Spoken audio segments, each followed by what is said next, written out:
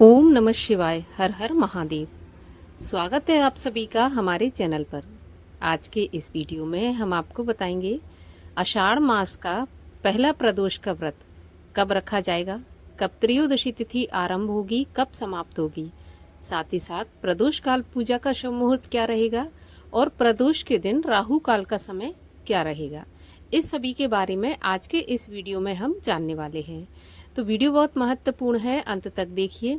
और अगर जानकारी आपको अच्छी लगे तो चैनल को सब्सक्राइब अवश्य कर लीजिए, क्योंकि हमारे चैनल पर आपको इसी प्रकार की जानकारियाँ मिलती रहेंगी। साथ ही सभी प्रकार की व्रत कथाएं भी सुनाई जाती हैं।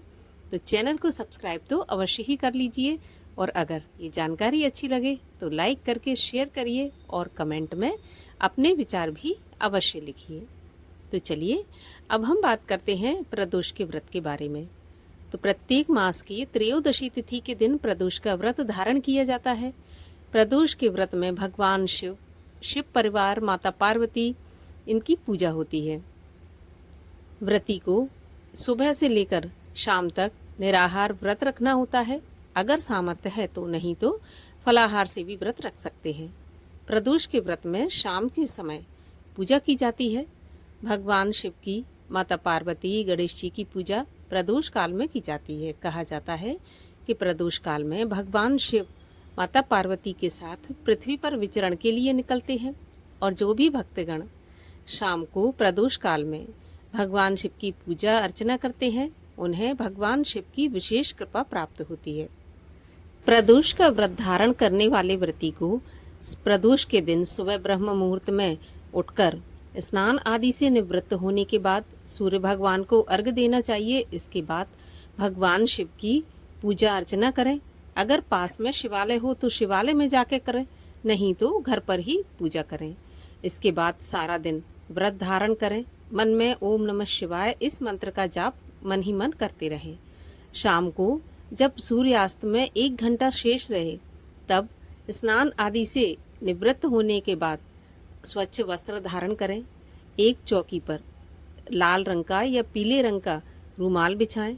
उस पर भगवान शिव, माता पार्वती और गणेश जी की मूर्ति या तस्वीर की स्थापना करें।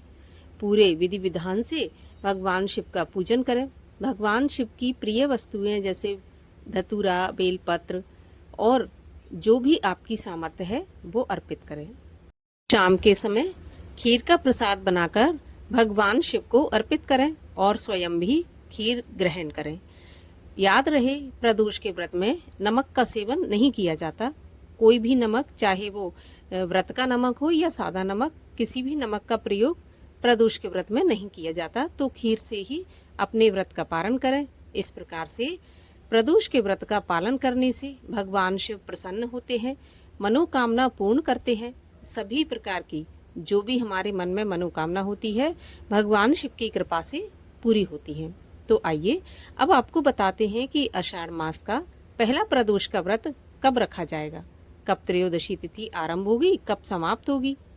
तो देखिए, त्रयोदशी तिथि का प्रारंभ हो जाएगा 22 जून रविवार की रात्रि 1:21 पर और त्रयोदशी तिथि समाप्त होगी 23 जून सोमवार की रात 10:09 पर।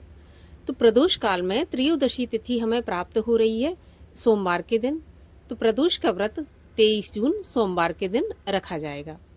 अब 23 जून सोमवार को प्रदोष काल के पूजा का जो शुभ मुहूर्त है वो रहेगा शाम को 7:22 से रात्रि 9:23 तक।